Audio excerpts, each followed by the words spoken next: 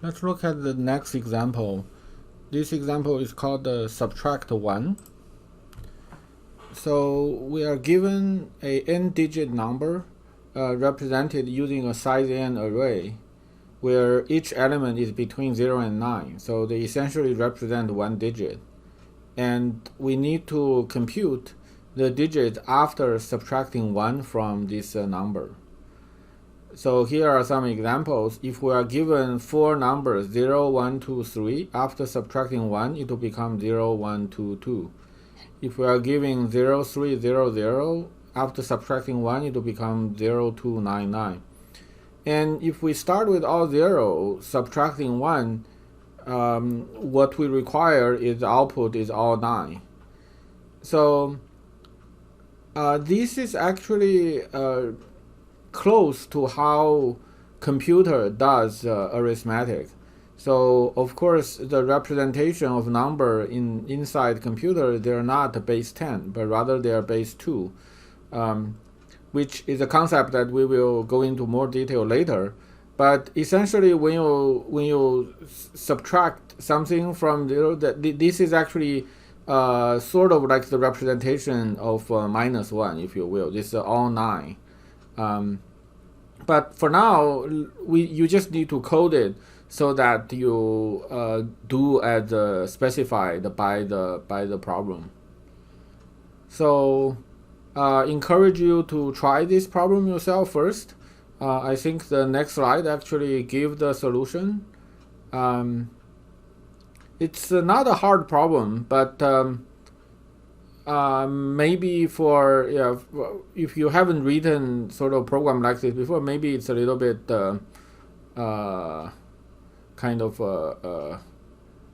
maybe it might be a little bit challenging, I don't know, but it's actually a lot easier compared to some of the other problems we have studied before. So here's the code. So we use a vector to store the digit, and then we read them in. And then we go backwards. So the loop here going from I minus 1 to 0. And each time we subtract 1. And the logic here, the logic I use, may be not very natural to non-programmers.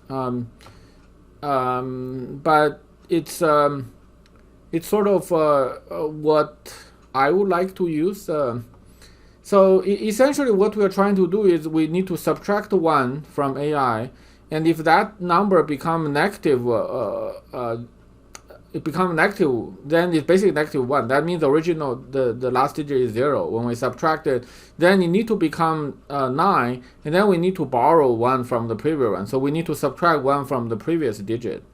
So the way the code here handles that is this is written as I add 9 and then compute the remainder when divided by 10. So this percent sign is a new operator, which the next slide will introduce it. But essentially take remainder. So we add 9, take remainder of 10, then that's exactly what I want. So it's if AI is 3, then this will become 2. If AI is 4, this becomes 3. If AI is 0, this becomes 9. And we want to get out of the loop, meaning we are done so long as AI is not 9. If AI is 9, then that means what just happened is we got a 0, we subtract 1, we become 9, but we need to subtract 1 from the previous digit. So we need to keep going in the loop. So anytime we see something that's not 9 as a result, we will break.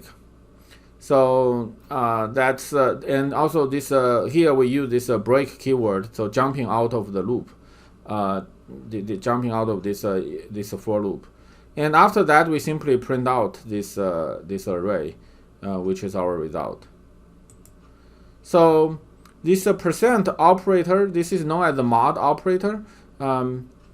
So if you learned a little bit number theory before, you may know about the modular arithmetic. So this is essentially taking mod, and the usage is you have two expressions and then you have a mod in between, percent sign in between, and both of these two expressions must evaluate to integer type, And the value of x mod y is the remainder of dividing x by y, but it has to have the same sign as x, except when x is a multiple of y, in which case this will be 0. So now take look at this question. So what do you think are the remainder of these 4 cases? Okay, so I assume you have coming up with your answer. So here are the answers. So 108 mod 10, this is 8, so that's very natural. So negative 108 mod 10, if you use the mod in the sort of mathematical sense, it should be 2, because the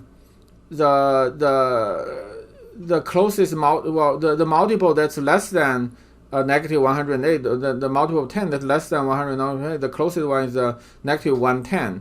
So subtract that, it's a 2. So at least one in number theory, actually, if you take this mod, it should be 2. But in programming, this is always keep the same sign. So instead of 2, we get negative 8. And you can actually mod a negative number, but actually the result is the same as mod a positive number. So mod negative 10 will give you exactly the same as mod positive 10.